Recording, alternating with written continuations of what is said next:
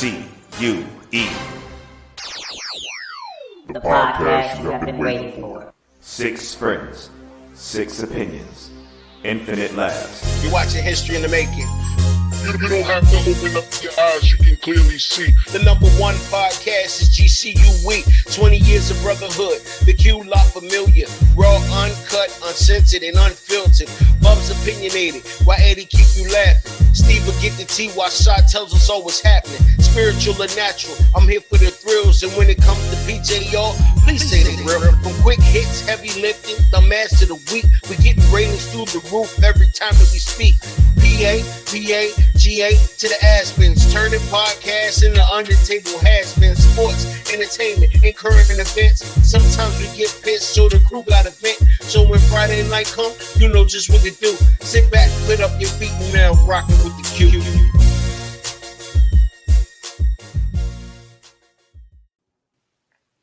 I'm feeling a little glossy today. What's up, people? Welcome back to another Happy Friday night, the GQ podcast. I am Shad. Just doing what we do, having some fun. Just introduce the crew real quick. Start off with Steve. Let's go with you first. Yo, so I cut my hair and I lost all my COVID immunities. So, it got me, y'all. That's what you got right now? Yeah. Oh man, you're gonna get us sick through this podcast, man. Hey man, that's that new shit. You know that Omarion can go through the internet. That's It's the the new digital variant. variant. What's this variant called now? Decepticon? Like, you know what I mean? Like, It's the Bobby Digital. is that what it is?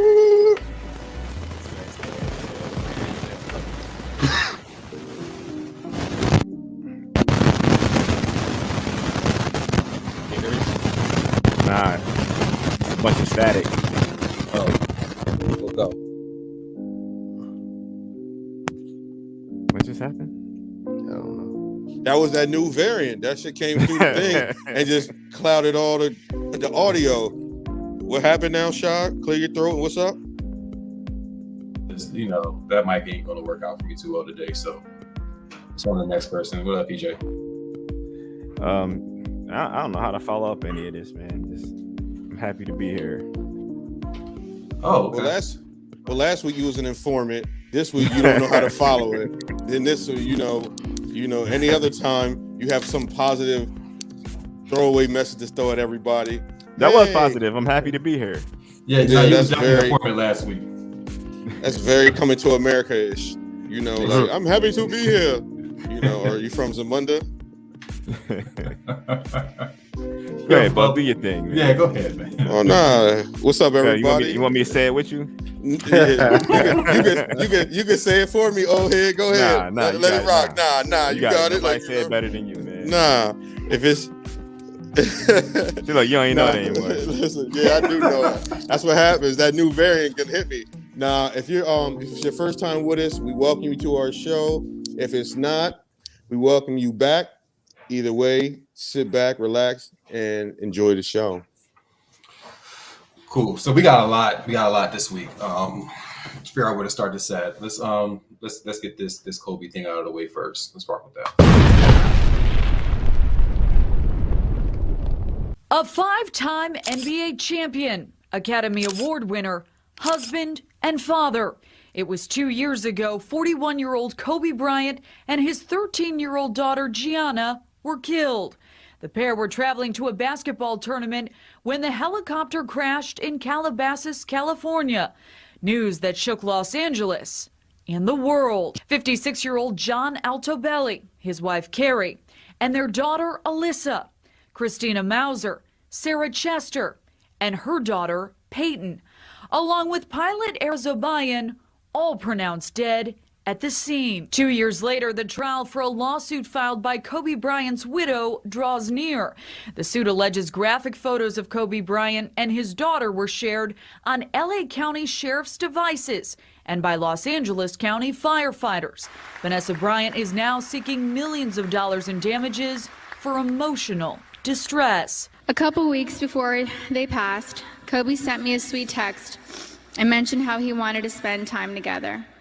Just the two of us, without our kids, because I'm his best friend first. Today, many honoring the late basketball star with murals and tributes pouring in from around the world, including this bronze statue temporarily placed at the crash site. All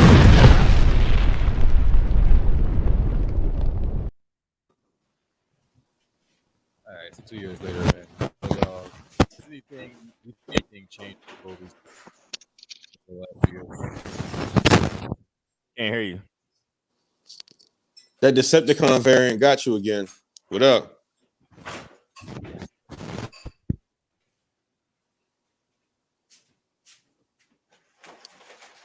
Can't hear nothing.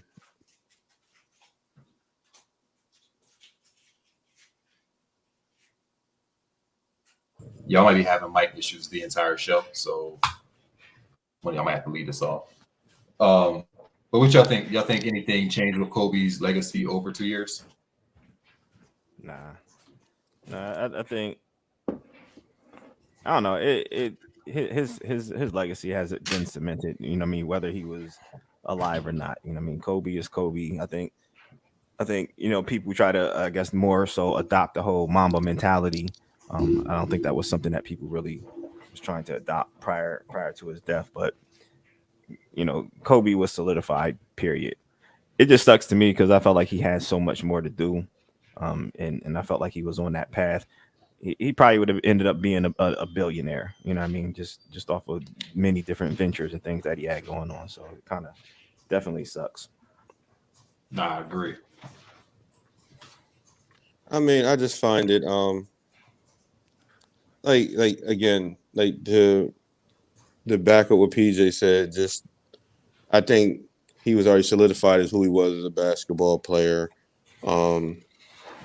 It's just shocking to watch basketball players die young because it's not a contact sport. So the idea of football players dying young, living fast, you see it all the time, like sadly.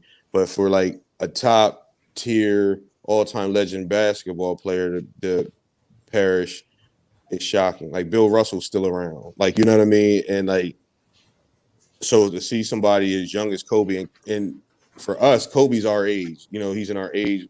So as we were growing, he's at the same pace. So it's a touch of like reality that anything can happen, no matter what, no matter how much money you have or anything of that magnitude.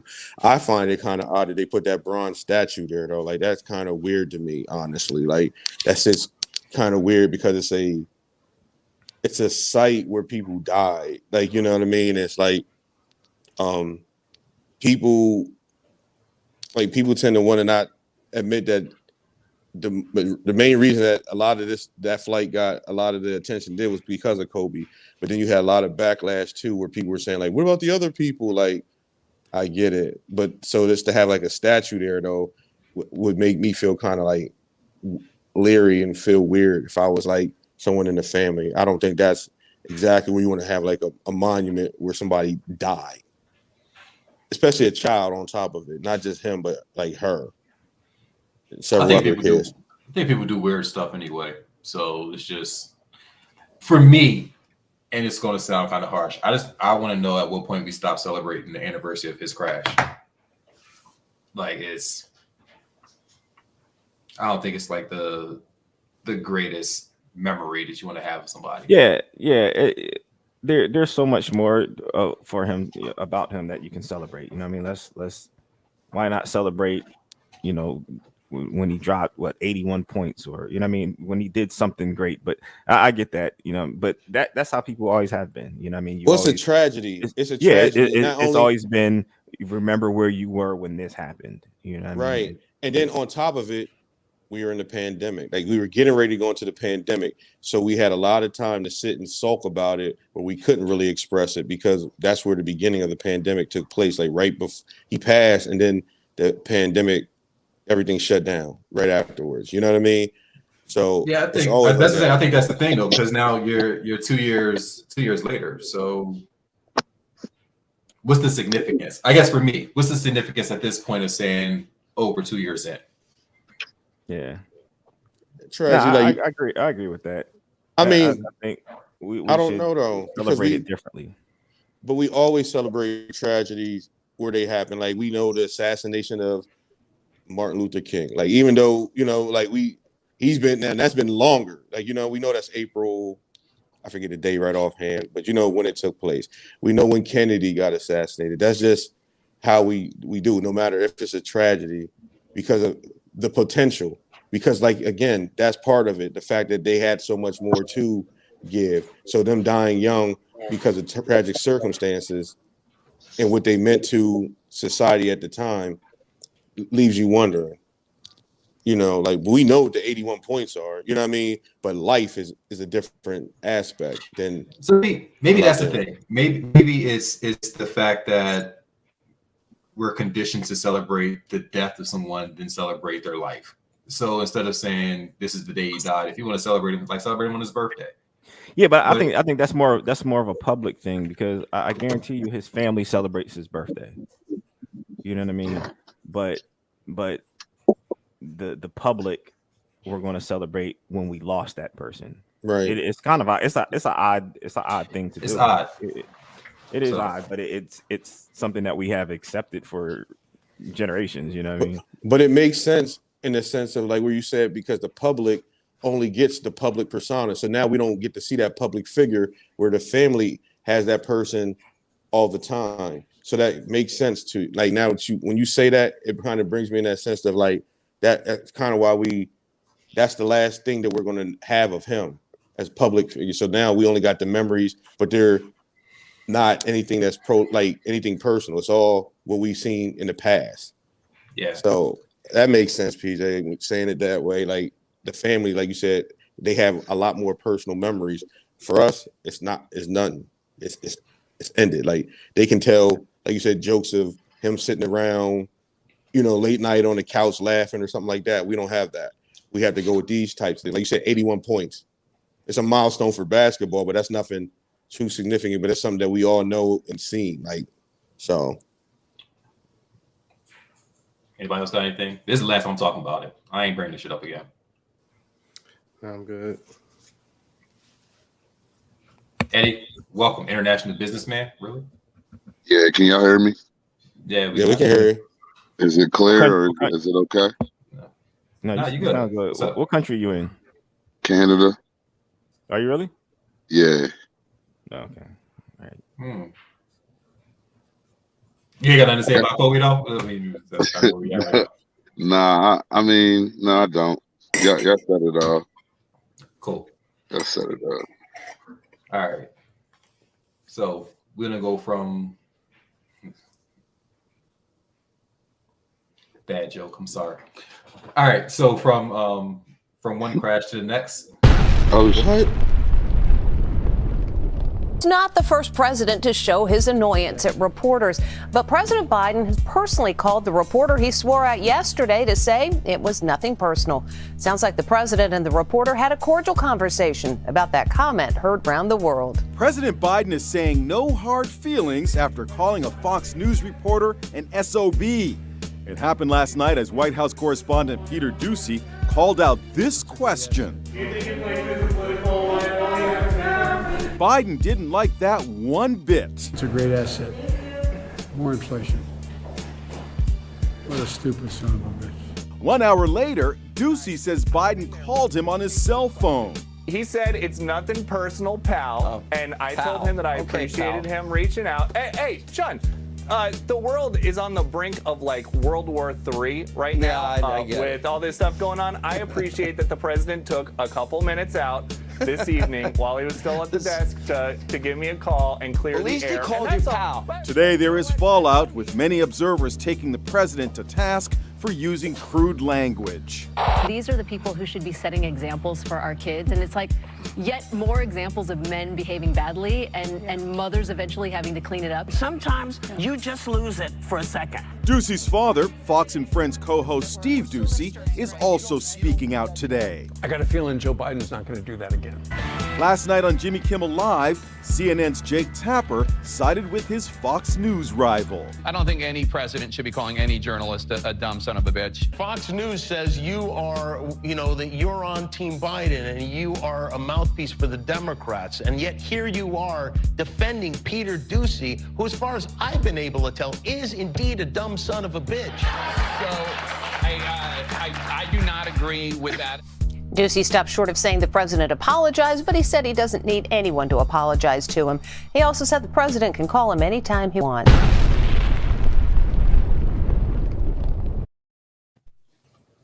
I'm here for it. The best thing Biden did. I agree wholeheartedly, and I think he needs to start speaking up a little more often. I watched the clips of the dude like at press briefings and everything else. He literally asked the dumbest damn questions all the time. So it was definitely a build-up. Yeah, I read that that's what they send him there for, just to try to rile him up. Yeah, just to try to get a sound bite out of him. But I don't think it's that big of a deal, really, when we're coming off of 4 years of a president that said anything he wanted at any given time. So I think that might be the problem. Such a big deal? Huh? I think that's kind of like the point that Democrats are making. Like, you don't want to be like this dude that we talked about for 4 years and criticized for doing that for 4 years. Yeah, but I think that he's human, and he was at that moment he was a stupid son of a bitch. I just found it. I found it like an old man get off my lawn type shit, because Biden is just funny as fuck to me. Like, he said there was like, "Hey, you stupid son of a bitch, get on my lawn!" Like, that's how I took the whole thing. Like, it's like completely hilarious to me in that aspect. Like, you know what I mean? Like, he just old, didn't give a hell at that moment, and just let it be known.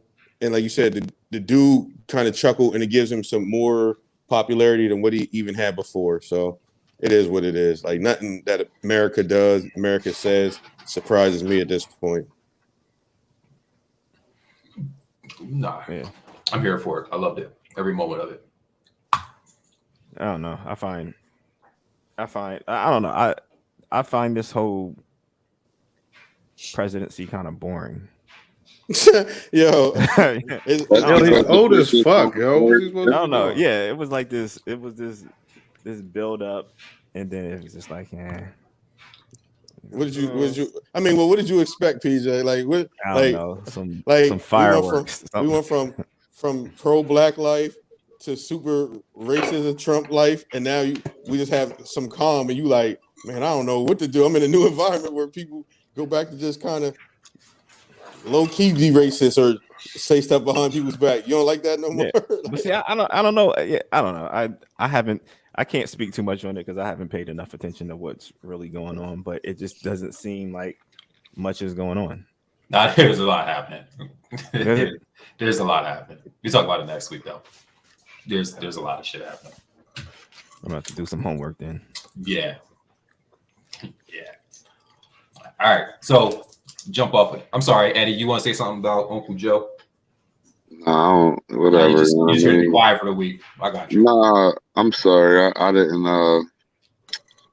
It doesn't bother me, man. You just talking a little shit. Like, it's basic. You know what I mean? Like, it ain't nothing worse than Trump did. So fuck it. You know what I mean? Like, I mean, let's be fair. Obama called Kanye a jackass. So there you go. They're human. You know what I mean? If I was a fucking president, I would talk just like straight fucking this. No, we know. That's you know what I mean? Like, Eddie would be the funniest president ever. He ain't get my vote. He's not getting my vote. It don't matter if he's president. He won't be cool with us no more. Facts. I'm with Steve. He has Secret Service say, "Yo, I don't even know them dudes." Like, yo, please, like, y'all please escort them and put them somewhere else. That's deep. No, I wouldn't do y'all like that, man. You would. We know. It's fine though. I paid my hard-earned money for this inauguration bowl ticket, so right. And he would definitely have Beyonce and Hov perform. Like, yes. Oh man, yeah, that's funny, man. So let's jump into this documentary that's airing tonight while we're actually on here. So if anybody's listening, this is probably why.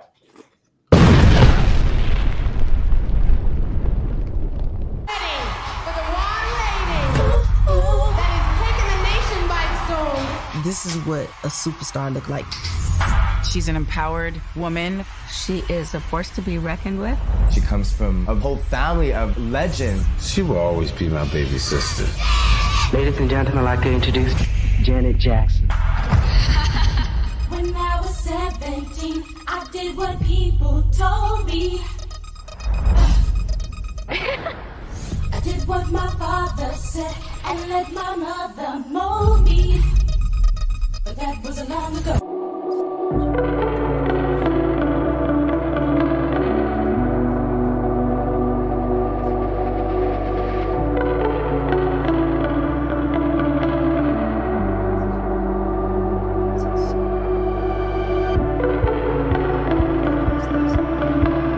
I think over the course of filming the documentary, you know, some quite big and sad kind of moments happened in Janet's life.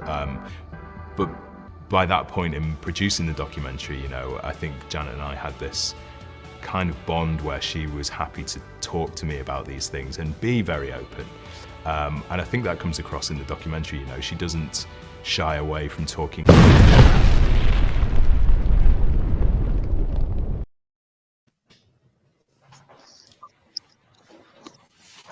Janet talks titty gate. Titty gate. That's about time she started talking. Yo, So I you mean, think- I think So you think She's it's been holding long in overdue? secrets for years. Absolutely. Yeah, she's been holding in secrets for years, man. I don't know much about her personal life. So you just feel that you should know more about her personal life? Like, Yeah, she should have why? been told me something. Why? Why? Said PJ? told you something specifically? Yeah. Why, PJ? Because you seem really adamant about it. Like, since she broke your heart, you really got married in real life. You was like, you know what? I'm tired of waiting for Janet to get married and have my own family. That's how you sound. Like you really had a chance. Hey, Like, look, I watched Poetic Justice. I bought probably at least 2 Janet albums in my life. I deserve to know something. I hate Janet Jackson because the Nutty Professor 2 soundtrack, I thought it was gonna be fire because the first one was, and it had her and her fucking high pitched whispering, doesn't really matter shit. That shit pissed me the fuck off, yo. Fuck Janet Jackson. That soundtrack was decent. No, that song was trash though.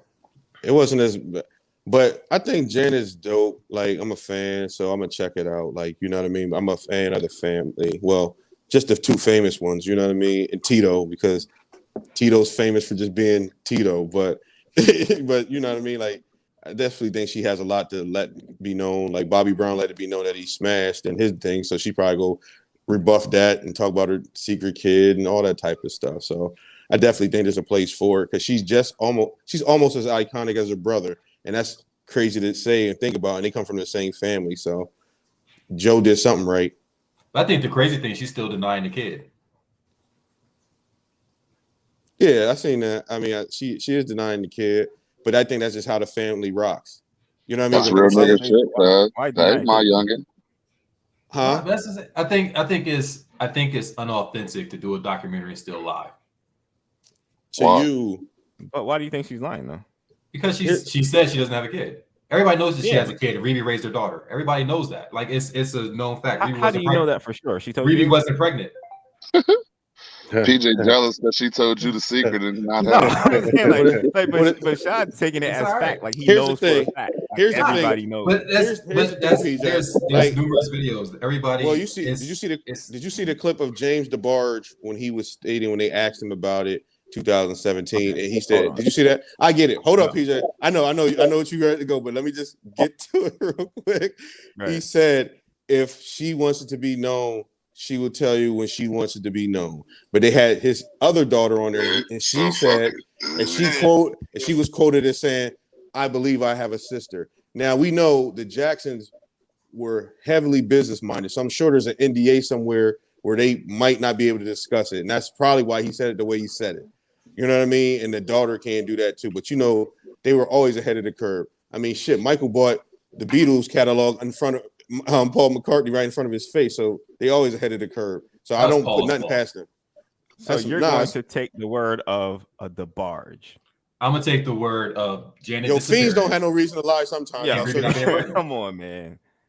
Their family. Come on, man. Their family is secrets on secrets on secrets.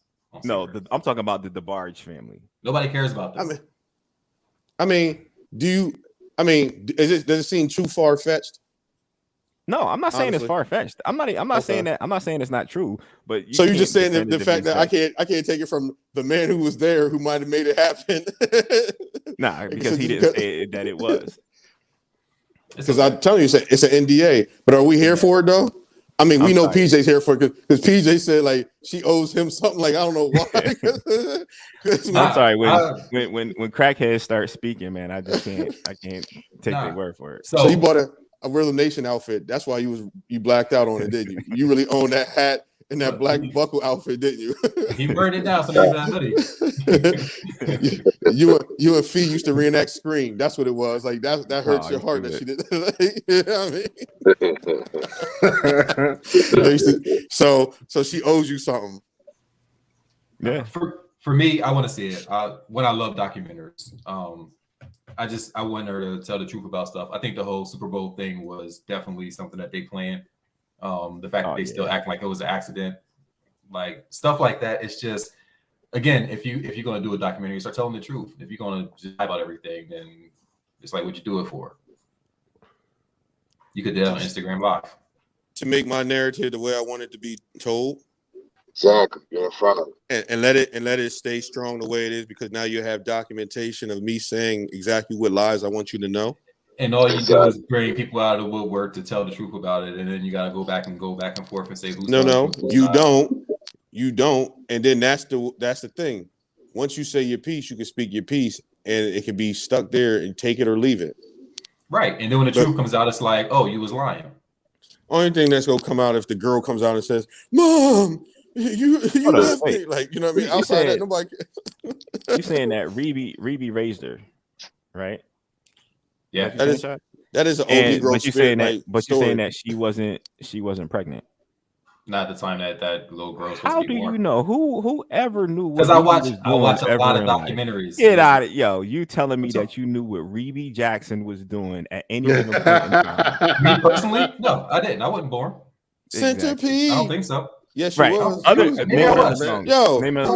do you think you are? Yo, stop lying to yourself, fam. Like, yo, that shit was 85, 86 when they got married, and they had that baby. That baby was like 86, 87. So yeah, I wouldn't know what she was doing. Exactly. I was playing outside. No one knew what she was doing. It's all right, PJ. Stop lying. You definitely had a control outfit on then. You know what I mean? That's why you felt so bad. Like, I'm talking about Rebe. Nobody knew what Rebe Jackson was. This moment. You knew Centipede, PJ. Lineup today, so you knew Centipede, PJ. Yeah, I did. Yeah. Name another song. Okay. 2300 Jackson Street. I don't know. Like the whole family's on that joint. This is what's gonna happen. Documentary's gonna come out. I give it within a year. Her daughter gonna pop up. I give it a year. So is she gonna come out looking like a caveman or something, or is she just go like come? Because y'all say she gonna pop up like. Hold on, that makes sense, because if her daughter was raised by Rebe, that means she's still a part of the family fold. Yes. There would be no reason for her to come forward. What happens when the kids that are denied find out who their real mom is? Again, Tyler Perry movie. What happens? Oh, so you're saying that she don't know? I think she might know. All right, then if she knows, then there's no reason for her to come forward. Possibility. Jackson. That's just like the same thing with that. Like that one boy that lives with them. That's Michael's son. From the, like, you know what I mean, like the Omar boy that's there, like, but who cares? Like, I want to watch and see when she tells some funny shit. I don't want to see the titty gate unless they really go show the whole titty, like, you know what I mean, for real purposes. I don't want to see just the little, you know, whatever, like that blurred out part. I want to see the whole thing. Yeah, like, Shot, why would you make a face? Like, what grown man want to see Janet Jackson titty? Like, huh? The whole thing was never out. Yo, I know, but you can see the nipple piercing. That's what it was. Like, you know what I mean? I've seen it before, but mine's well shown in the documentary. PJ don't want to see that. He wants to know. Like, y'all can front like y'all don't really want to see what a titty look like, but y'all got it. I want to know. No, hold on, you be careful. Why she? You be careful, PJ. I want her to explain why she was ever with Jermaine Dupri. What? I just wondered. Never mind. I just want to know what her. Nah, what her Eddie, go ahead. Was. Look, yo, Eddie, take it there. Like, go ahead. I ain't gonna take it there. I'm a chill. What do you want to see from Janet Jackson? I mean, I want to see the same thing you want to see. I want to see that nipple ring. Like, what you talking about, cuz? Google it, man. Yeah, seriously. But I want to. Why can't I just have her just show it in the documentary though? Like, I mean, why I don't want to see it now. I want to see it then. That was 20 years ago. Like, that thing might be still perky. She got money. Them things might be all right. I don't want to see that lift up. Like, you know what I mean? And PJ has this vendetta against Jermaine Dupri since the Puff episode. So he wants to, why would she even address that? Like, why is it gonna be that serious? Like, you know, all pretty girls go to a point where they mess with an ugly guy for no reason because they esteem shot. Did I say that out loud? Oh. Yep, you said it. Yeah, exactly. You know, PJ. But you want to that's how Bub pulled all his women. Oh shit! Speaking from experience, PJ, I'm saying you can't tell the secret. Hey, I can't. Hey, he get out my secret because we already know he's the informant of the group. So you know what I mean? Like, so yeah, that's funny. Yeah, we gotta get off of this. Y'all, niggas. All right.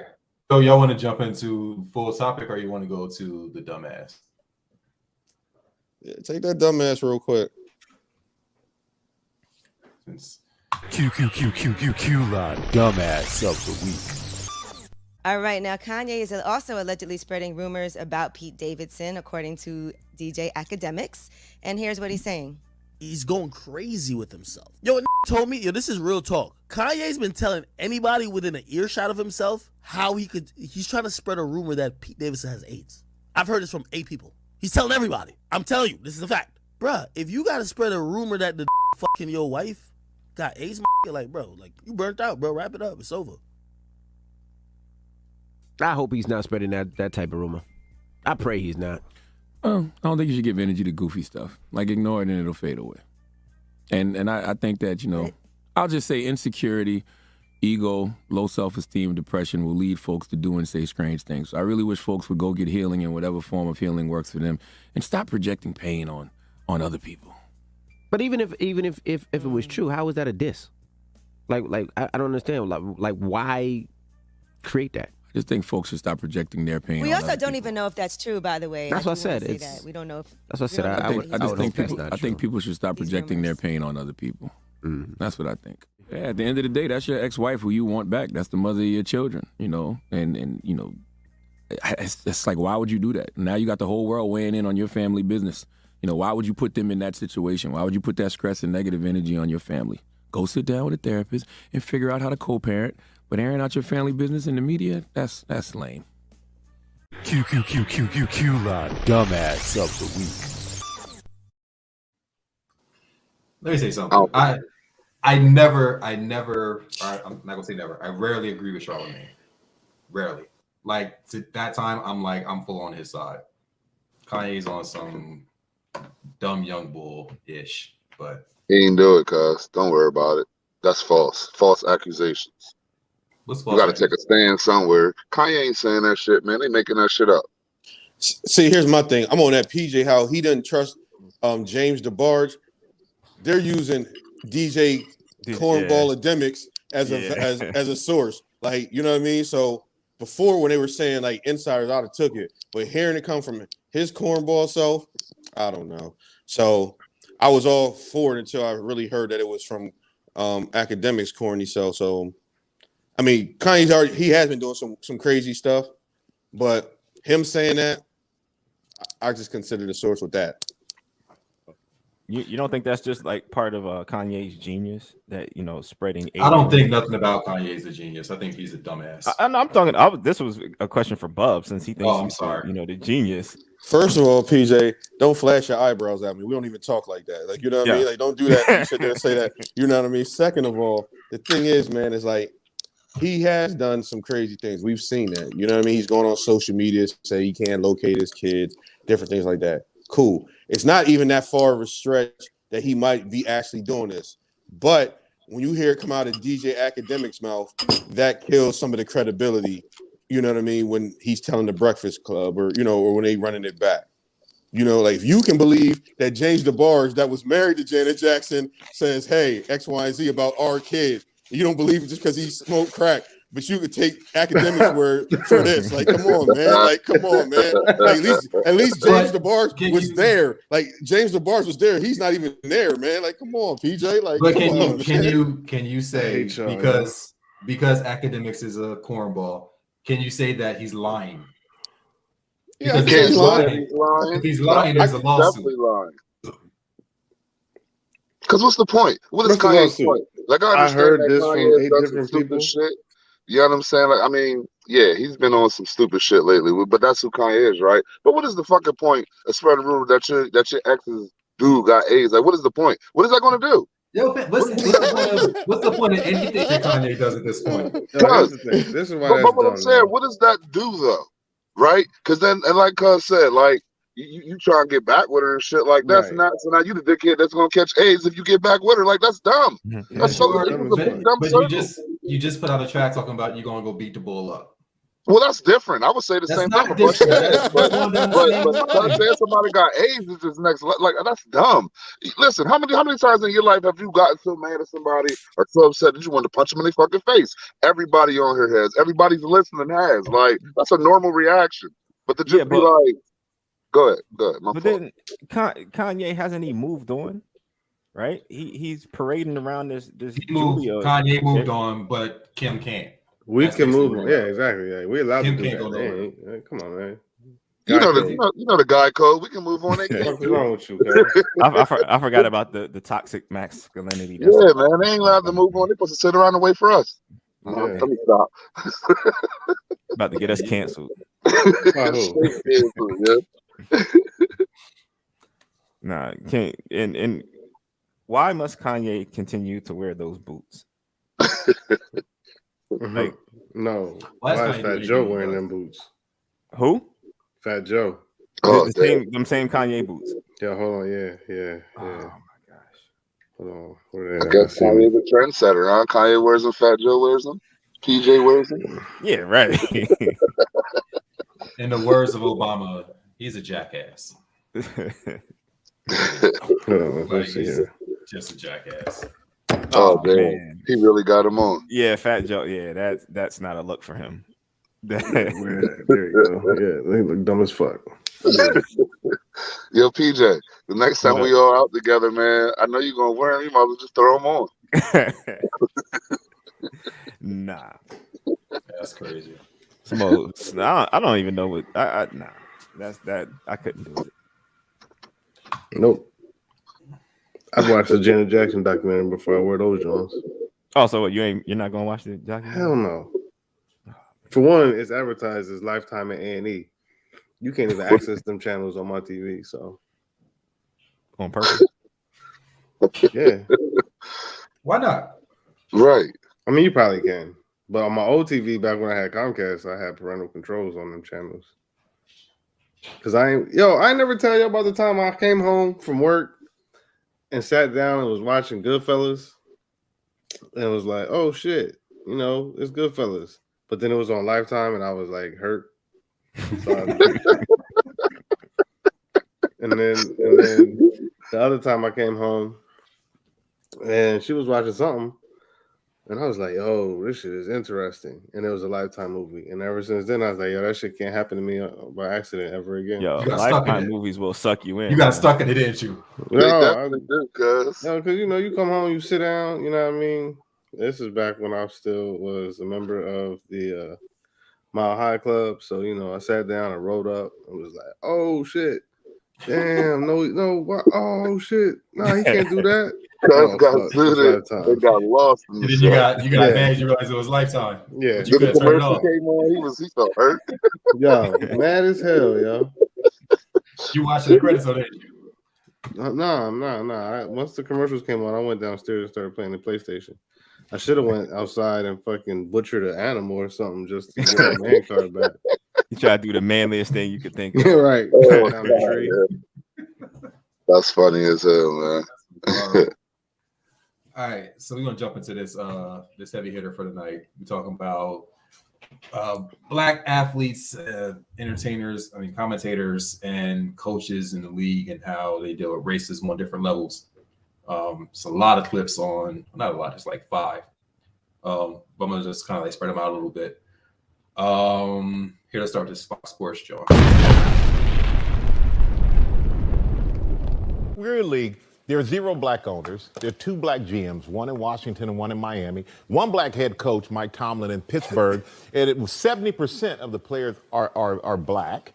Majority of the assistant coaches are black, I'm sure.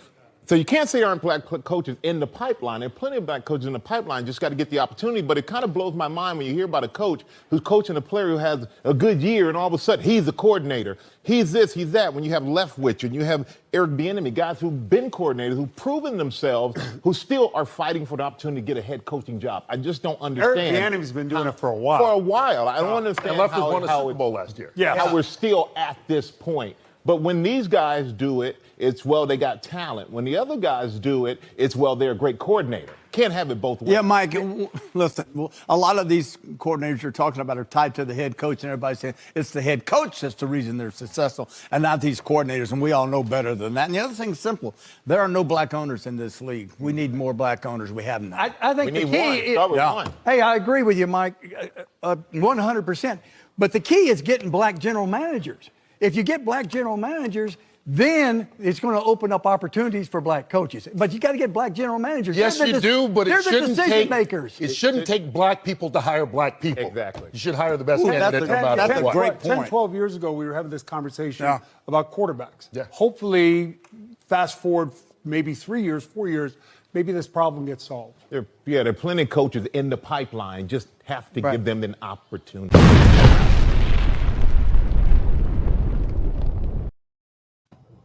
Yo, why all the non-black people on the set seem very uncomfortable talking about that subject?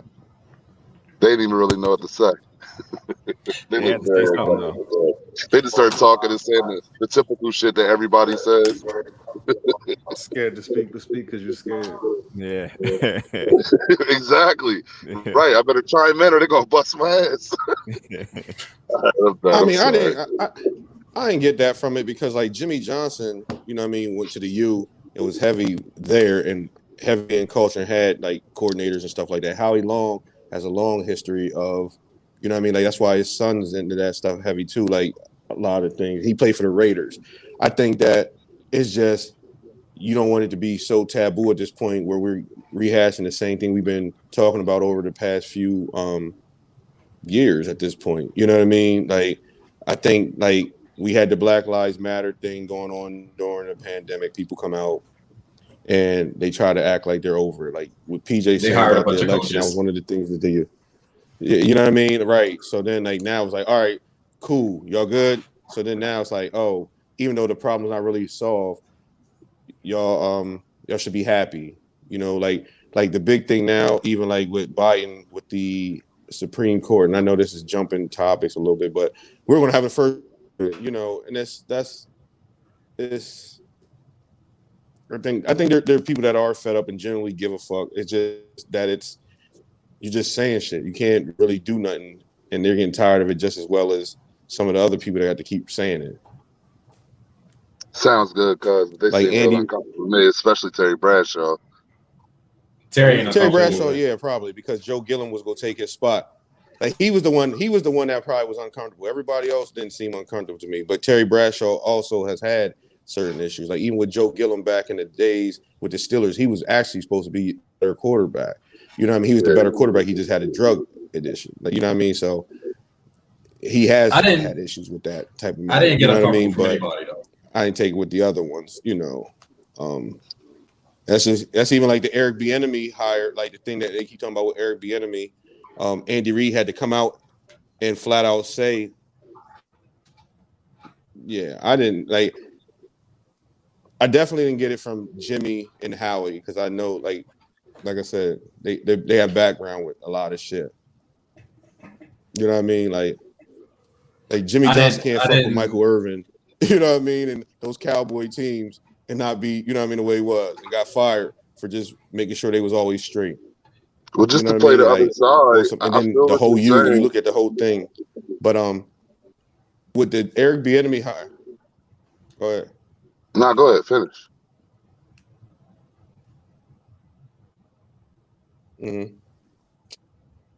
Finish, guys. I think he got a delay. He got a long delay. Yeah. So I don't think anybody. To me, I don't think anyone was uncomfortable. I think at a certain point, you really just don't have an answer, and there's no. So, question real quick: can that make you uncomfortable if something keeps coming up and you really don't know how to answer it? Nah, It doesn't have to be like. It doesn't have to be like they're mean spirited or something like that. It's just, I mean, as a black man, I can't speak on white rights. But You know these are dudes who their whole career was around other black athletes. I don't think they're uncomfortable No, I around black get that. See, that's the shield, though. What if, and I'm not saying that they are, but what if they know hold that on. the athletes that black folks are, right? So why would you not like have some dope ass black athletes on your squad? Doesn't necessarily mean that you got to actually like them, but you smart man. You want to win. You a winner. You know what I mean? Nah, because there's a lot of teams that don't have that, and that's the thing. But what is white rights? You said white rights, like you can't speak on white rights. I'm stuck there. Like that's what. I was just throwing something out there. As I said it, I was like, "Yo, this sounds dumb as fuck coming out of my mouth." Nah, I didn't say that. I didn't say that. I just want to know. Speak because you're scared. Yeah, I just want you to clarify. Nah, like I said, for sure. Like I said, Jimmy Johnson. If you look up his history, he has a good history, speaking about a lot of things. So does Howie Long, especially Howie Long. You know what I mean? Like I said, he played for the Raiders. Like Al Davis was the first person to hire a black coach, the GM. You know what I mean? The first span, like they come from different cultures. And if you look at them too, like I said, Terry Bradshaw, like I said, if you know the Steelers' history, Joe Gilliam was the original starting quarterback, the black quarterback, but he had a drug problem. Terry Bradshaw got in Chuck No bench him a couple times over that. And he's always displayed good old boy things at times, even though he's played with a lot of great black players. But that don't necessarily mean that you feel that comfortable. But Jimmy and Howie have spoke out about a lot of things. And like I said, Chris and, Howie's sons, Chris and what's the other one? I forget the other one. They do a lot of that same thing as Howie. So, it's just a direct reflection. I think, though, the issue is that what Kurt Menefee said is it shouldn't take black people to hire black people at this point. That's the real thing. Like that's the real powerful statement in the whole message. Like it should be at this point. It shouldn't, but at the same time, that it seems like that's the only thing that's going to work. I mean, look at the league. If Mike Tomlin's the only black coach in the league, that's fucking nuts when you really think about it. I mean, I understand. I think what you're calling about to be the coach of Jacksonville. What's his name? Byron Leftwich. That's right? Yeah. But I mean, still, even if that's the case, that's still only two.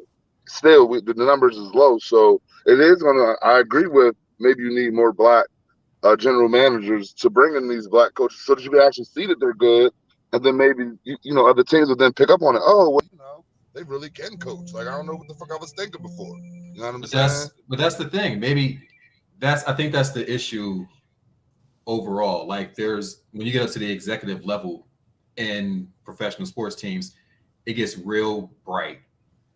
There ain't too many shadows up there. And that's not done unintentionally. Like they don't want you up there. They don't want you in those positions so that you can bring quote unquote all your cousins to the team. They don't want that. So if we that starts at the top with ownership though. That's what I'm saying. Ownership don't want you up in that executive level. So that's where the problem lies. Then maybe more black people need to try to come across some real bread and get a team or something. I mean, I know it's gonna be hard. But then even with the team, you still gotta get accepted into the ownership level. You can't just come in there and be like, I got money, let's go. No, that's real. If they say no, it's no. Like you're not getting up there. They don't want you up there. But we still do you think if we, let's say we get to the general manager level, do you think we run the risk of hiring black people just for the sake of hiring black people? I think some people would. They hire white people for the sake of hiring white people. They do. Yeah, they do. So, they're going to hire. So again, the real answer to that is, do you consider yourself doing it just to prove a point? Hiring black people just to save your job and go with the best candidate. You know what I mean? Like, and if he is white, do you do that? You know what I mean? So I think that's the pressure that you have when you get into one of those executive positions, because the other problem in the matter is, even when they have black coaches in place or black GMs, they don't tend to get the same leniency that their white counterparts do. Like, you know, like why y'all got fired. Urban Meyer was the outlier this year because he was just so terrible and was doing stupid stuff continuously where they couldn't not fire him. Like, you know what I mean? And that doesn't even make sense. That's not even words, but like, yo, he's after losses, he's out dancing with chicks, and you know what I mean? Like, this is the pros. And then he turns around, like, and this is the mindset. He turns around and says that was the worst coaching experience he's ever had in his life. Come on, man. Yeah, you're a grown man. You're almost 60 years old. This is the pros. This ain't college. So they get those chances. And if somebody in college wanted to hire him tomorrow, they will. You know what I mean? He'll get the job.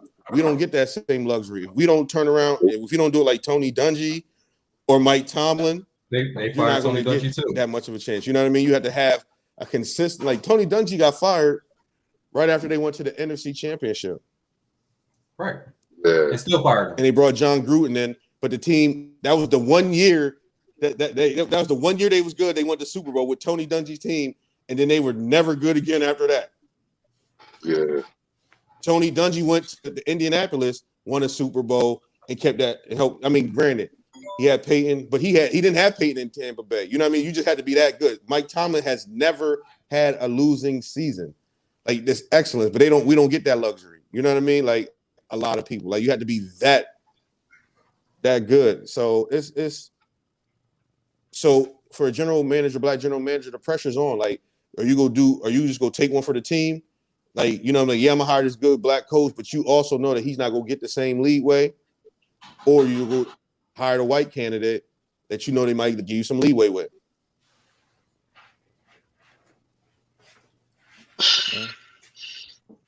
What would y'all do? I would hire honestly, I would be the one to hire the black guy just to hire him, just to try to get him in there and wish for the best. Because it's fucked up that we don't get the chance. I mean, I'll try to find somebody that can actually coach. Like, I ain't just gonna pick some random black guy up and be like, "Yo, come coach my squad." But like, I'll try to find somebody that, you know, I think, yo, he really can coach when they get his due the chance. I would. That would be my very first hire. You know what I'm saying? If it's a failed situation, it is what it is. After that, then I just go for the best hire, or I don't know, maybe I'll try another black guy. If it's a failed situation, then your job is on the line. Yeah, you're gone. Like, you failed. They don't want you there in the first place, so out. You got to have compromising pictures of the owner before you start making those kind of moves.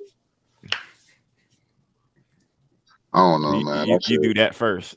Yeah, first you get the compromising pictures, then you just start hiring whoever you want to hire. That's what I'm saying. So what if let's play devil's advocate? What if the most qualified coach isn't black and you're a black GM?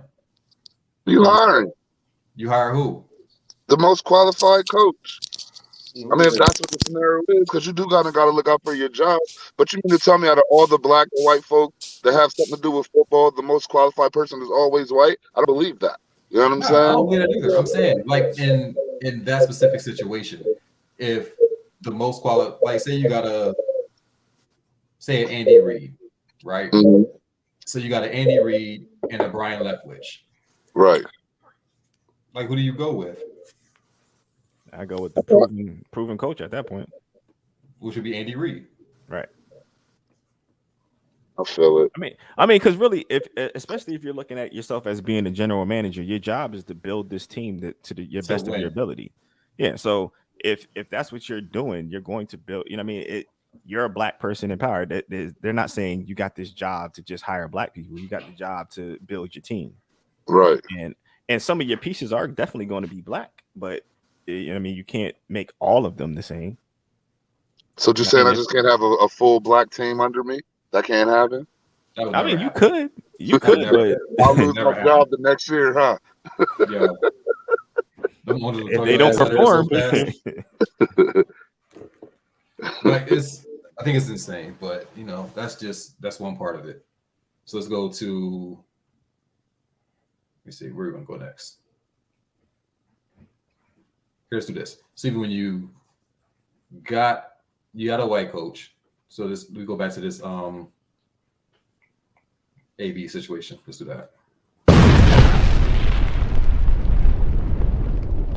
that professional sports, whether it's the NBA locker room swaggy or the NFL locker room or the business around it, is the most toxic environment you can be in. Because every day you walk in that locker room, you're talking about you're in a $16 billion business and you got multi-million-dollar athletes, and every day you got to be up here. There's no industry, there's no business in the world where you got to be up there. So when you talk about mental health, that is a real thing. Yeah. So that's why a lot of us, and they say these numbers, I don't know where these numbers come from, but they say 80% of us are in ruins when we retire because of all of the pressure that we got to deal with. How do you deal with a coach that tell you your ass is cut? Get the hell out of here.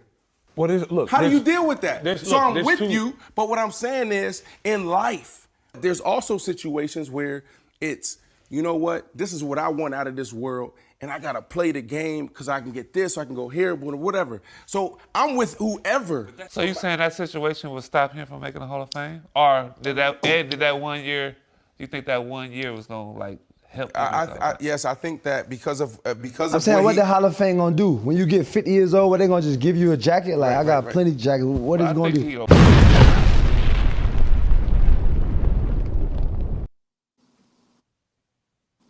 Probably like this one. You get a black coach, and you still do your black coach dirty, and then you go to the next team, and you do that team dirty, and you go to the next team, you do that team dirty. And then when the white coach pisses you off, you get upset and walk off the field.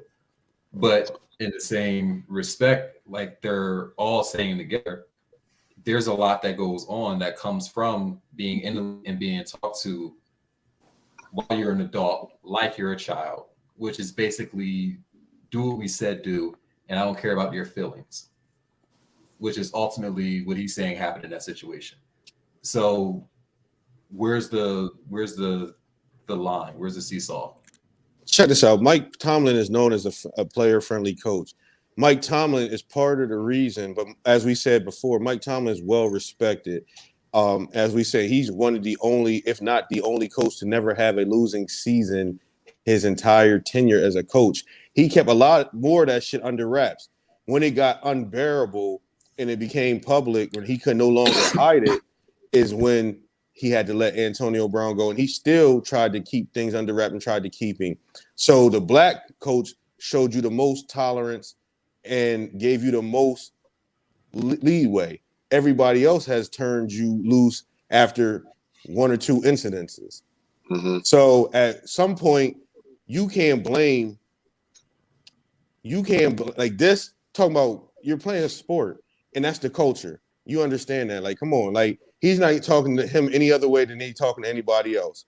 You know what I mean? Wait. That's not just AB. That's them saying in general, like all of them are agreeing that they're all dealing with the same things the same way. So it's like you can get disrespected and belittled, and either you deal with it, you let it happen, or you stand up for yourself and you say something, or you quit. It's like that's pretty much how it goes. It's like, do you want basically what they said? Do you want your dignity or do you want your money?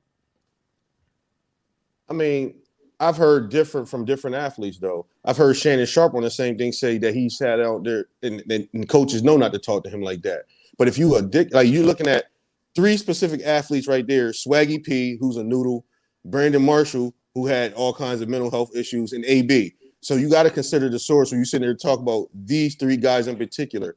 But it's not. It's not just those three guys though. That's a conversation across the league. Like there's numerous studies. There's numerous conversations both ways though, and that's what I'm saying. It's not just some three.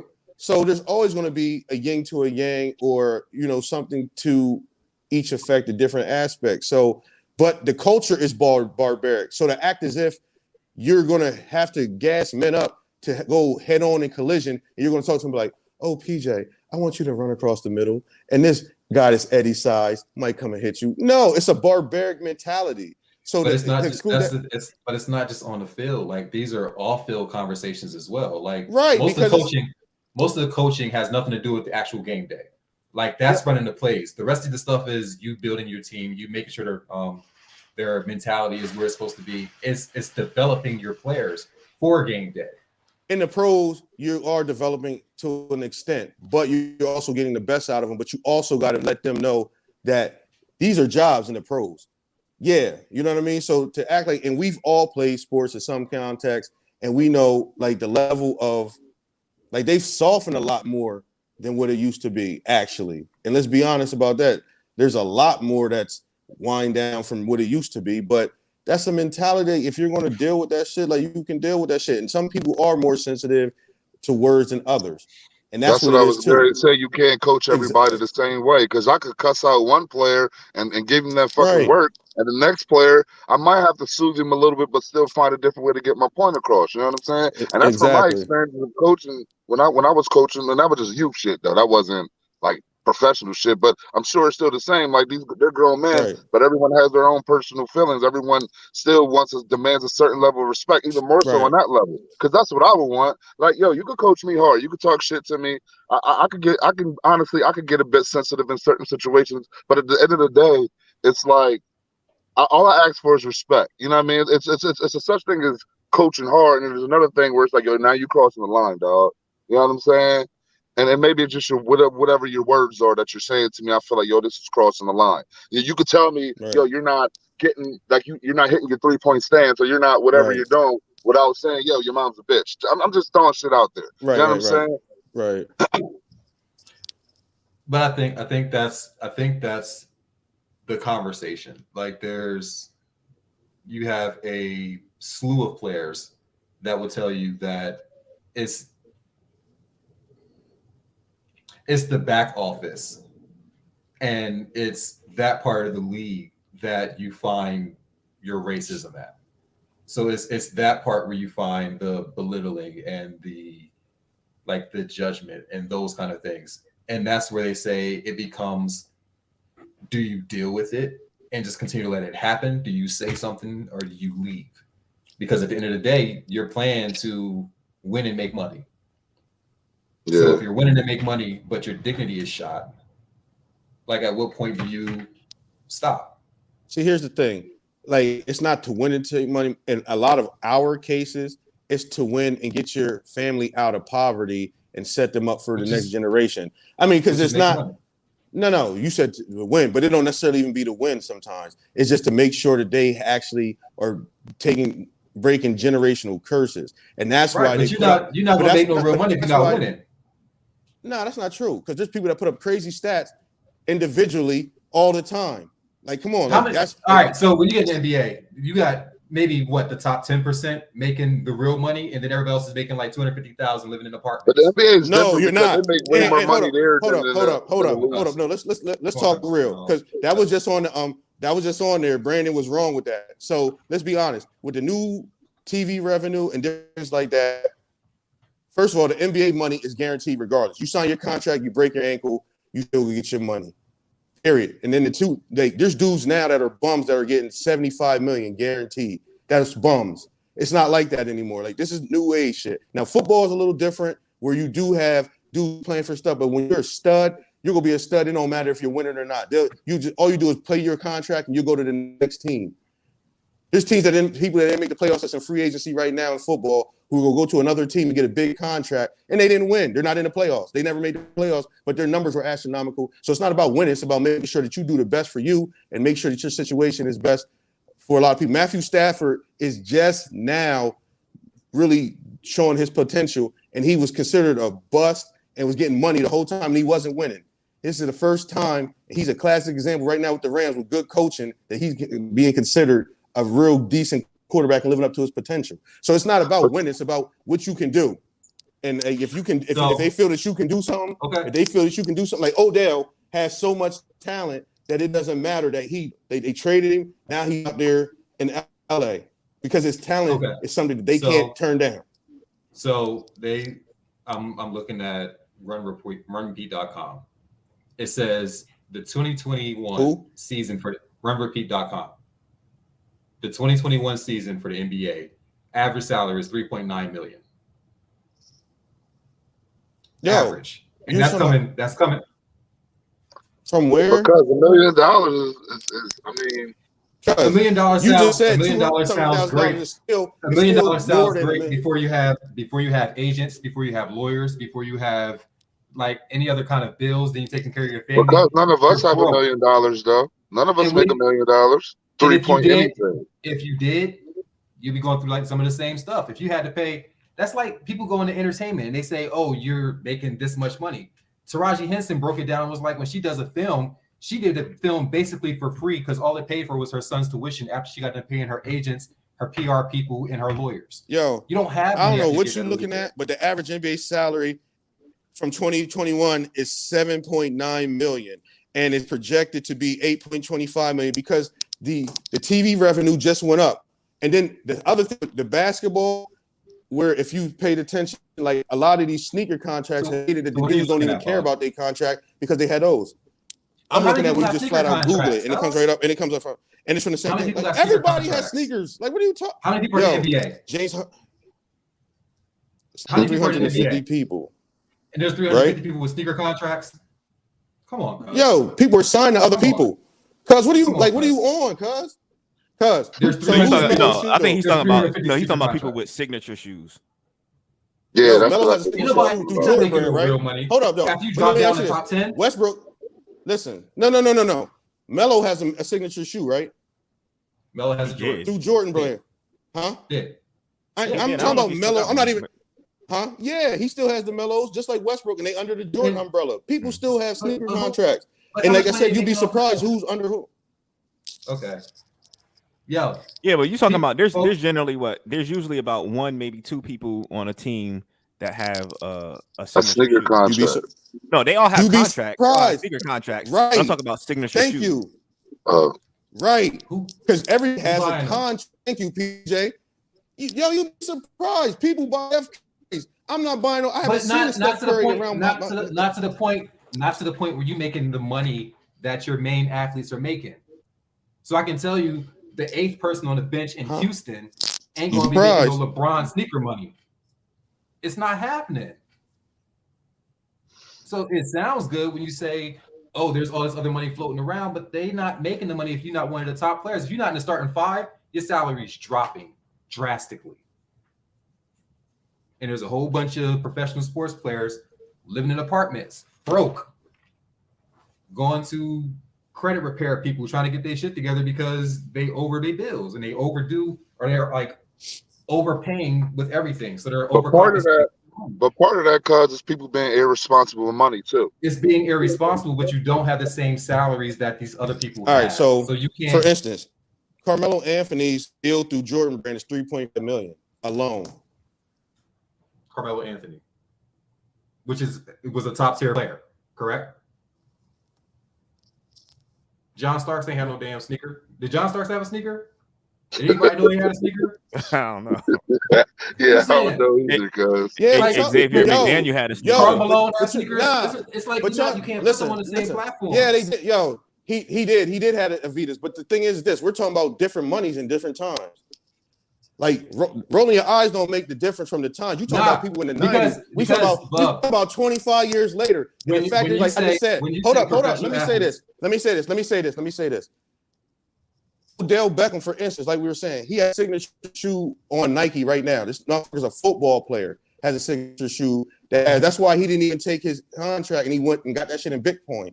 I just told you Carmelo Anthony gets $3.5 million a year through Jordan alone in Jordan brand shoe. Chris Paul gets $5.2 million alone from Jordan brand. And we know Michael Jordan is worth over 1.something billion. But again, you're naming top tier players.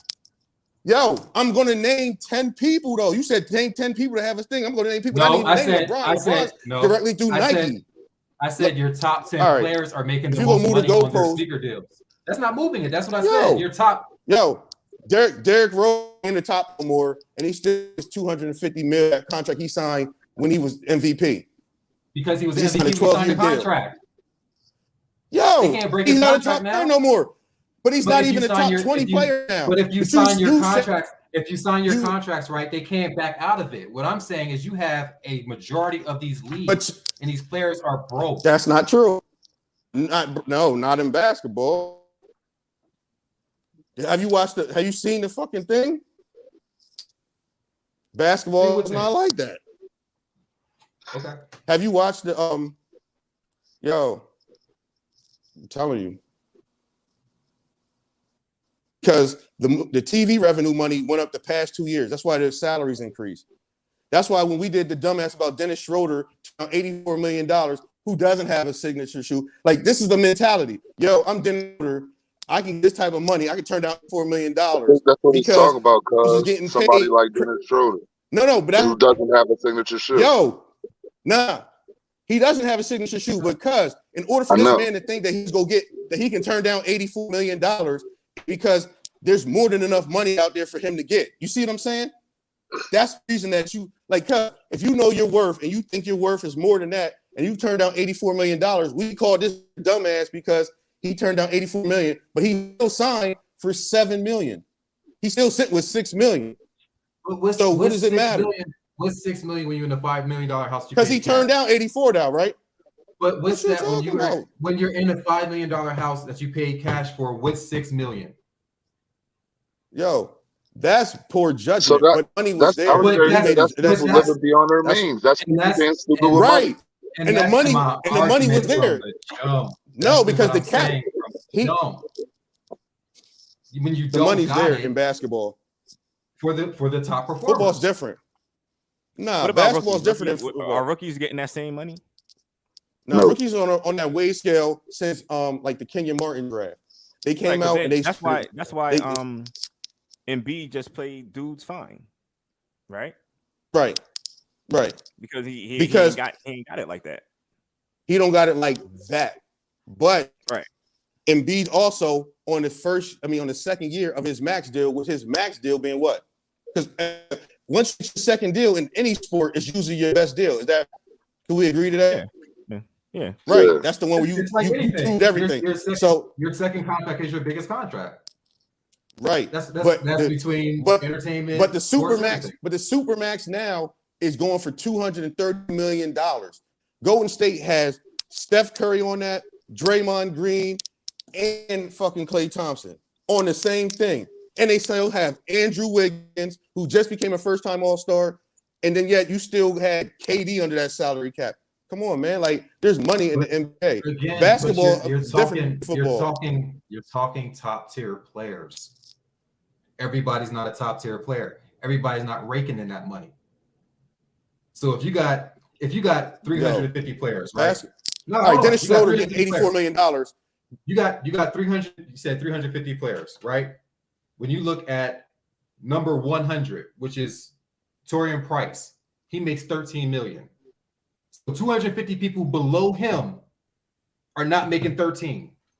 120 is Anthony Edwards. The average salary is $7.9 million. But your average is going off of somebody that has an $84 million contract down to somebody that has a $5 million contract. So your average is across 350 people.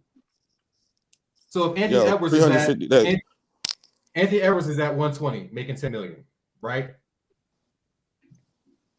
So when you drop, it's getting nasty down there. What's the veteran minimum at this point? Right, that's what I want to know. What's the veteran minimum? Isn't it like one? I thought it was like 1 million or something like that. No, it's like 3. It's like 2 point something now because of the TV revenue. That new ESPN contract, that new TNT contract. Remember, like that's what everybody was talking about. The problem was during the pandemic. Remember, they were saying because there's no fans to generate that revenue when they were doing the thing in Florida, it was go sit for a year because it usually spikes every year with fan revenue. So that's why they was in a rush to make sure they got fans back because the TV contract, if you don't have nobody there in the arenas, you ain't vending, you ain't making money those type of ways. But let me say something. Your bottom person, Kuiper Sykes, makes $500,000. What year is this? This is right now. What year is this? 2022. He makes $558,000. So you compare that to somebody making 49 million. I'm reading something different. I'm reading that the minimum guaranteed is 925,000 for the year. Well, 925 is where number 476 and up. So 476 is 925. He said the league minimum. Are you looking at league minimum or veteran minimum? Like which one are you looking at? It says a rookie who was lucky enough to make a team in the NBA minimum salary is 925,000. 925. 25.58. Right. And that's a rookie. That's not drafted. That's not just a drafted. rookie that made the That's team. what I'm saying. Right. So if No. Because you can get on the roster and be like that, and that's what he's talking about. Like, you know what I mean? But I know something, and I'm not gonna. I'm telling you, I can't say it, but I'm just saying. I'm telling you now. Everybody, the money ain't. The minimum flowing salary in away. the NBA is 1.5 to put to $2 million per season. That's the fact. But like that guy that's just making the roster, that means you can come in at the middle of the season and get that. You know what I mean? Like that's what it is. Like there's money there though. Cause still $925,000. Let's say 1.5. Let's say 1.25. Right? As an NBA player, where are you going to live? Because you can't live on the middle of the street with everybody else. You can't live up the block. So you got to go behind the gate somewhere, or you got to find a condo with a doorman. So your house is going to run you at least $500,000 minimum, and that's still probably slumming it, depending on what city you in. So a third of your money is gone from there. Your agent is going to take another 30% of whatever your money is before you get it. So that's gone. Then you got a lawyer to try to make sure that your agent's not robbing you. That's another 15%. Then you got managers. You got your regular bills. You have household stuff. You got family members coming in. You're broke first season.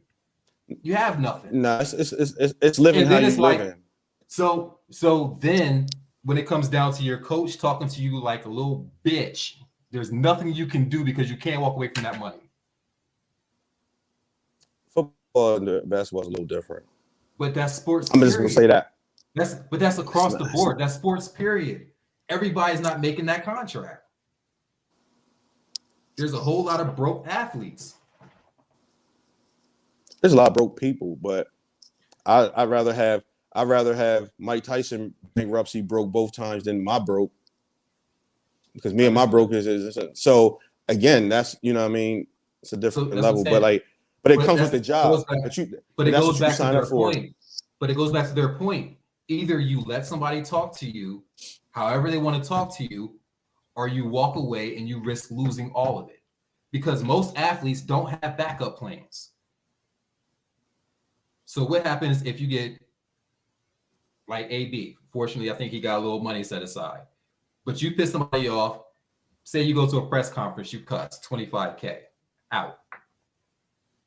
You making decisions based off of emotions, which goes back to what you removing the fact that these people sign up for like whatever job you interview for, you usually have awareness, and that's part of the job. That's what I'm saying. All right, like, you know what I mean? Like, let's go there, because you had a job and you had one of your supervisors talk crazy. How did that work out? Back. I talk crazy back. So when they talk crazy back, now you lose everything. Get off our team. We're cutting. Not if you got not talent. Like when T.O. was going through some of the things, he was going through shit. The problem was that he was going at it with McNabb, the star player, and he would play it out in public. But behind the scenes, when he knocked out Hugh Douglas, nobody cared. When he was putting up the numbers, nobody cared. It's just when he went out and he started making a spectacle. That's the issue. When your talent is something they can't deny, they'll keep you around. They'll figure out once they exhaust you, that's what it is. Because behind the scenes, people get away with a lot more than what you. But that's part of the job too, in the culture. And that's the thing. That's what they're saying. Like, you have to be who they want you to be, because if you step out of bounds, it's a problem. Sports culture is not like regular society. You can't apply that to that. But sports culture is very much like regular society. All right, here, let's go here. Let's go with Steph.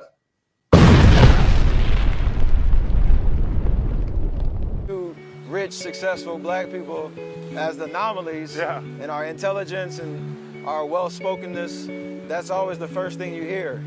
If somebody knows how to be articulate, if they know how to so well-spoken, come into a room, sit in a room, what does that mean? So like that's the subtle racism and prejudice that kind of starts to add on itself. And if another white person hears that comment, they're gonna think the same exact thing. And that's not gonna trickle down to anybody else and be able to create opportunities for somebody else to get in that room and prove their value, prove their worth. And so it's just shifting perspectives and, again, holding everybody accountable, whether it's a private conversation, whether it's a tweet, whether it's a video, whatever it is, to do the right thing, no pun intended, but to see everybody as equal, and that's all we asking for.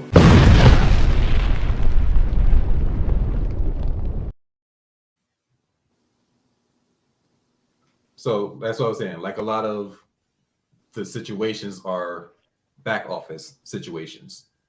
So it's dealing with that. So you go into a meeting and you just gotta deal with it and not piss anybody off, not get upset, not show your blackness. Because if you do that, then you know what I mean, oh, you're hard to work with, you're difficult.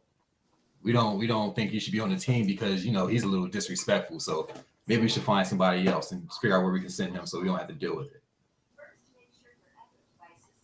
Like, it's the reality of the industry. Yeah, but at the same time, sometimes you have to, as the athlete, you have to think to yourself, how bad do you really want this, and what changes are you willing to make for yourself? I'm not saying be walked all over. What's your price tag? But there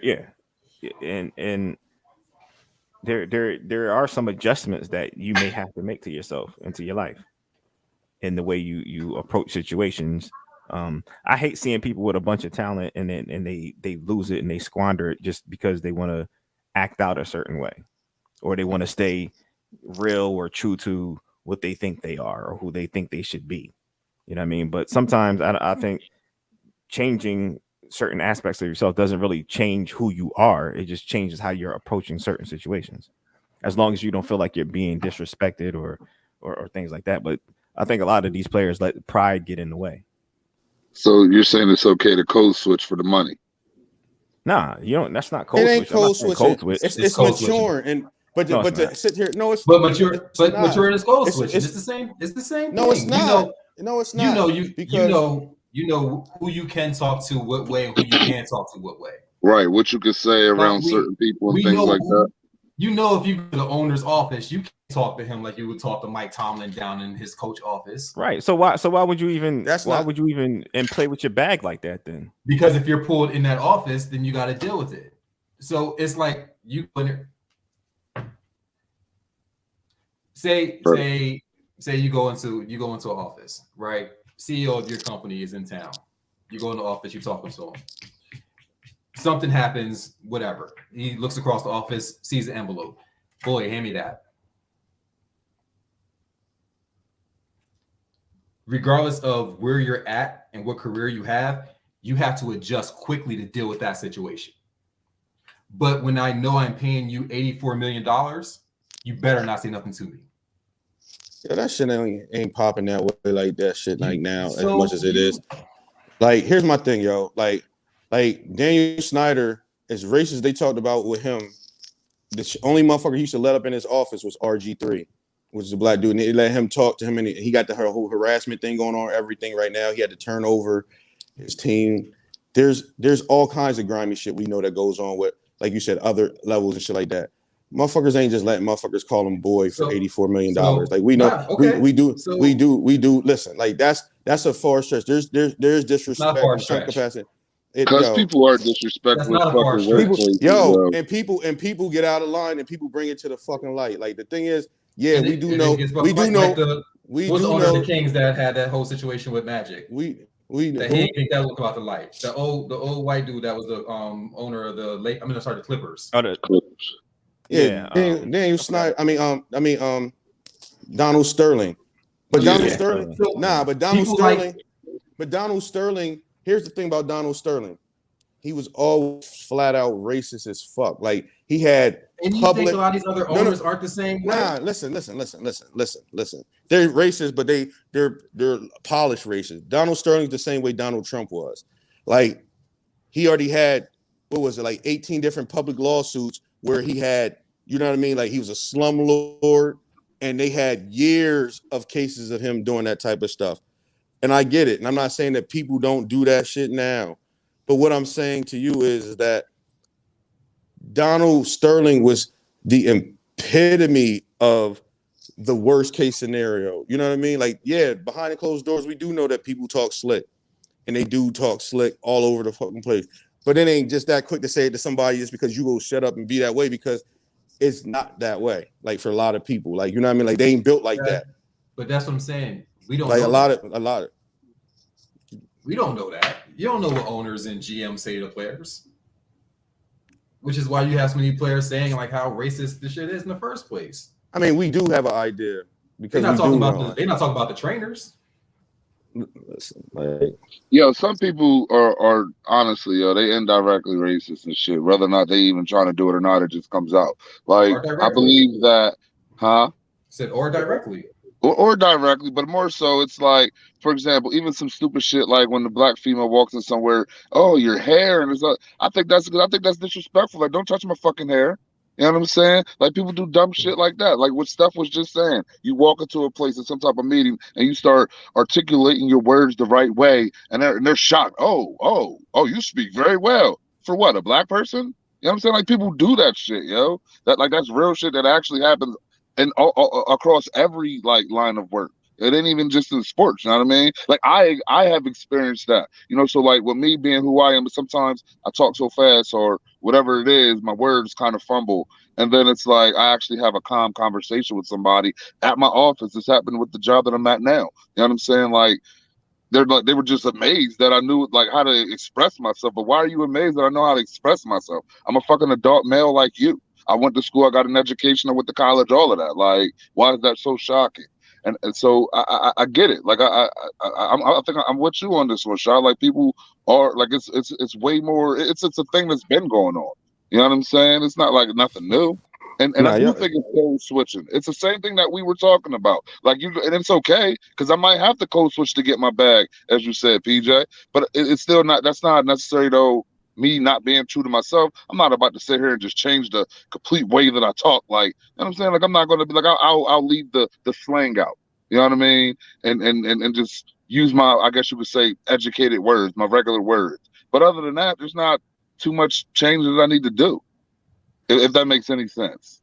It made complete sense. Everything you said made sense. Everything you said made complete sense. The thing is that maturing, code switching, racism, they all exist and they've been around for a long time. So to act as if like, yeah, but we know a lot more people are racist. So to be shocked and act as if some of these things don't take place and they wouldn't, I just expect you to hold your weight and talk about me behind my back like you're supposed to. You know what I mean? Like, don't do that stuff in my face. And like a lot of cases, if you need me, they act out. Like Antonio Brown acted out because like he's not, like I said, he's not the best example because he, like I said, the first person that he acted out on, not only was it a black coach, but it's the one organization who set up what's called the Rooney Rule, where they make sure that minorities get jobs and interviews in the league. So for him to do that to them doesn't give him credibility in the situation. You see what I'm saying? Right, and but that's what I'm saying. Like, but that's what I'm but that's what I'm saying. So there are cases where there's guys who, like you said, they're talent and they get in the situation. You can't side with this dude in this situation because of the fact is everything, the first organization that you burnt is the epitome of what you're saying that you want. They have a black head coach. They're the ones that instituted the rule. The coach has been there. He's an excellent coach, but you burnt them for your own personal reasons. You know what I mean? So you don't hold no validity to me with that. You know what I mean? Like I think that's the thing, because again, he's one person out of the multitude of people who are speaking out now, saying across all leagues that this is what's happening in these back office meetings. This is what's happening when you get into a locker room with a coach. This is what's happening when you're talking to a GM, when you're trying to negotiate your contract and they talk to you again like you're a child. And they can be disrespectful because what are you going to do? What are talking to you because I have to pay you a dollar amount, and we've all been in negotiation contract shit. What they're trying to tell you is what you're not. That's basic rule of negotiation for a contract. Can we say that? That's rule number one. Because I'm trying to ask for this figure, and I'm saying because I'm valued at this, and what they're trying to say is, nah, I don't see you like this. I see you like this. So if you go get sensitive in negotiations, that's usually why you just have your agent handle that specifically, because they know the bluff and the game. You're taking it personal because you're looking at it from, no, I know better and my worth. You know what I'm saying? So when you say it in that aspect, there's no legitimacy with that, because that's just basic negotiation. That's negotiation, period. That's contract negotiation 101. But it can be contract negotiation, but there's still a way that you negotiate anything. And it should never be to a point where you're belittling someone or you're being disrespectful to someone. So you can negotiate and say where you think I'm going to stand, and that's cool. But when you start crossing lines, and then you have players leaving teams because of GMs crossing lines. So it's like there's a level, and you have to make a decision if I'm going to let you do this or take my dignity. Who left a team because a GM crossed the line? Most people let their dignity sit on the table and take the money. And then you deal with it. And then when you're done, you say, oh, by the way, this is the shit I had to deal with when I was on this team. And that's kind of where it's at. But off the athletes, onto the commentators. Start with Mike. But at the same time, I did realize, and I experienced a culture at ESPN that maybe exists in other places. But the sad thing about ESPN is it could be such a great utopia, but at times it isn't. And a lot of times the accountability factor is select accountability. There are times where I would do things or I would say things and I would get in trouble for it. And my colleagues who didn't look like me would say the same things and they would be praised for it. There has not been one black person that has been on air that I can think of right now that has not gone through hell at ESPN. I'll just say it just straight up. Stuart Scott, Stephen A. Smith, Jamel Hill, Kerry Champion, Michael Smith, Mike Hill, anybody that's gone through there has been some sense that you have gone through some sort of hell at ESPN. I'll just put it down like that. And it needs to change. Now, ABC has done a great job. Disney has done a great job when it comes to ABC News of cleaning up their culture, getting rid of some of the things. There are certain things at ESPN that needs changing, and it starts at the top.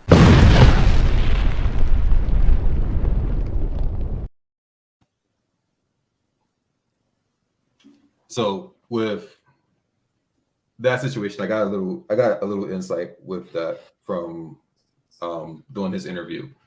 He basically said he went to his talent agent for ESPN and was asking them why he wasn't advancing. And he said the talent agent told him that the executives feel like you're too ghetto and we already have one of those. And he was referring back to Stuart Scott. And the guy that told him was like, I don't care, I'm retiring and I really don't give a shit what they do at this point. But that was the mentality. So he went and tried to change his personality on air to fit the mode that he thought was going to make him more acceptable to be able to have better positions on a channel.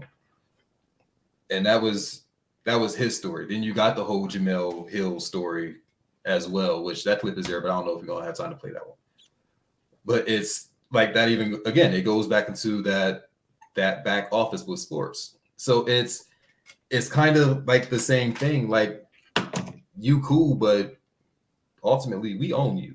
So don't get too out of pocket. We'll keep you where we want you at. Okay. I mean, I think that's just how the world works, period, man. Exactly. So to act as like, here's the thing. We've been black 40 years walking this earth, like, you know what I mean? And we know as black men, because like Stuart Scott has said that, Mike Hill, like all of them have said that, you know, once they leave, the irony is that Stephen A. Smith is the highest paid employee at ESPN now, because that's the way to save face. But the thing is that like that's easy to see that you don't want people being duplicates, because people gravitated to Stuart Scott, and you still have your white consumers, you know, and they want it to be how they want it to be. But and the thing is that we already know that's how it's going to be when you step in some of these things. That's why the big push is for us to have our own networks and our own things. You know what I mean? But, and that's to say somebody's too ghetto, that's not saying like you're a duplicate. Nah, that's not good or cool at all. But what I'm saying is that like as messed up as it is, as his professional approach, it probably truly didn't even fucking shock him because he's a black man and he's hurt. Huh? It did. How? He's black and he's been in America for a long time. He said it messed with his head for a while because he felt like he had to conform to who they wanted him to be instead of like what he was hired for. So the same personality that he had on other networks and other platforms, they didn't want that there. But instead of saying we're going to develop you, which is basically what they do, they tell you they want to like change your personality. We're going to develop you. Instead of doing that, it's just we're going to keep you down here and just let you kind of like sit there for a while until either you decide to leave and go somewhere else, or somebody leaves and we can just, I guess, bump you. You know, I think the wording of it is horrible. You know what I mean? To say someone's too ghetto or you're not ghetto enough or we're looking for this particular type of person. But the truth is you have to have different types of personalities that cater to different audiences. Right. And if you have too much of that overlapping each other, then you're oversaturating that one lane and you're not reaching enough people. It's a business. You know what I mean? So regardless of how they say it, which they can say it, like I said, the worst ways possible. But the truth is you're going to have to cater to all types of demographics. That's what I meant. Like, you know, and that's my thing. Like Stuart Scott, when he did it, like he was a trail, and he's considered a trailblazer with that. You know, he came in the early 90s, like when we were coming through school. So that's why it makes sense. And you can see even with Jamel and Michael, they had touches of that. You know what I mean? Like they allowed them to express it a little bit more when they were younger, and then they stepped off. And like you said, when they did them dirty, like you said, Mike Hill, they were all good. Like they were all, every black person that of those that left, because Sage still can, you know, do whatever she can. I ain't gonna say nothing vulgar, but she can Sage, stay there. no, Sage, like, Sage is still there because fuck that. She plays the politic card very well. But she said some foul shit too. Like she goes. She has. That's what I'm right. saying, and she Right. hasn't been reprimanded for it. I think she got 2 weeks suspended with no pay, from what I researched today. But like you said, but for people that's really from our That's what I'm ilk saying. and understand that it's different. Like, you know what I mean? But she also denounces and says some very weird stuff. You know what I mean? So As does Stephen A. Smith. Like, which is why he's a character. But that's what He's I'm a saying. character. Which is why he's playing the game. So as long as you're willing to play the game to get your money, dignity for what? I mean, he's the highest paid person. You know what I mean? So, That's blasphemous. Say no, let me stop. Anyway, listen, man. All of that. So all right. Where am I trying to go with this? What's the result? I had a question. It just slipped my mind. I apologize. Shit. Yeah, I'm sorry. I had a question. Go ahead. Next person. My fault. nah, it's just like me and PJ was saying, like, yeah, the reason that a lot of us still try to get, I mean, they have to cater to some of their audience. That's why they, you know, like you said, however he said it. But that's part of the reason why we're always trying to make our own of everything, because we know how we like to be, how we like to be received, and what we like to see. And you know, like, go ahead. My fault. Is that, and don't take it the wrong way, but is that necessarily a good thing then? Because if we're making our own, right, are we catering to every demographic then? Or are we just catering to our demographic? For example, our podcast right here, what demographic do you think we're going to pull in? Nah, here's the thing though. That's not it, because the reason like the athletes are starting their own podcast and speaking their word, like to Shad's whole thing, they're putting that out there because they can control the narrative. So then that way you can get it the best way possible from the horse's mouth themselves. Like the reason Shad said he don't necessarily like documentaries with people lying in them is because, I mean, that you don't like when people lie in them is because, this is your opportunity to tell your truth without somebody else telling. So if black people have more Like white people telling black people how to act and how to portray themselves takes away from what people really going to see, what black people understand, and us expand and grow for people to have an understanding of us. The reason James Amos left Good Times is because he felt Norman Lear couldn't tell him what he was supposed to be doing as a black father in a household. And then Jimmy Walker backed it up years later and said, yeah, they used to make me say dynamite and do all that stuff. And once James left, because James was a black man who didn't stand for none of that goofy stuff, they really hyped it up. So representation plays a part. We definitely have to put our own stuff out there. If we're not going to get these people in positions, if we're not going to get in these companies in positions. But the problem is, again, it's the money. You said when it's the money that's undeniable money, because we have to take that sacrifice. And once you start living a certain lifestyle, it can kill you. Like, you're not like to cut back, because you're not only, in a lot of these people cases, they're not just taking care of themselves, especially like I say, when we talk about us, like our white counterparts can just take care of their family. That's why they can step off. If I'm taking care of my mom, my brother, my sister, on top of that, that's a hurt piece if I'm going to give up this $84 million. Whereas if your quarterback, Ben, can retire and he's only taking care of him, you know what I mean? Him and his wife and his family, he can have generational wealth, and he's not even giving nothing else away because his parents was okay beforehand. So there's always that thing, but that's why it's so many things against us in a lot of these instances. So like, I don't know, like there's money to be made, there's things to be had. So ultimately, shut up and dribble. That's what it boils down to. Or you could just get international businessmen like me or making these moves in Canada. Like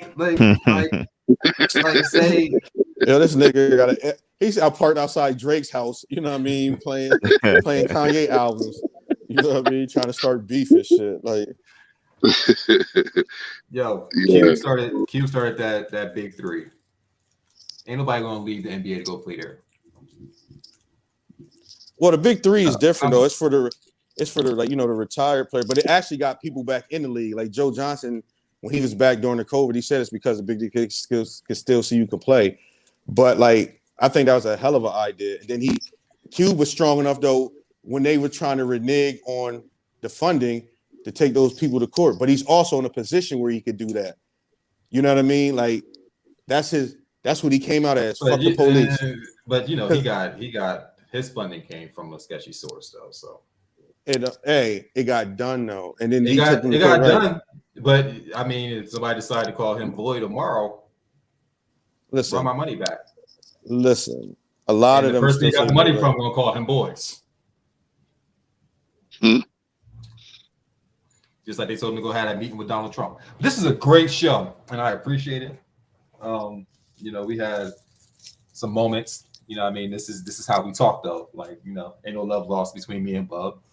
We've been young like this since '84. Because Bub old. When Bub was 18. Right. Bub was 18 and a half.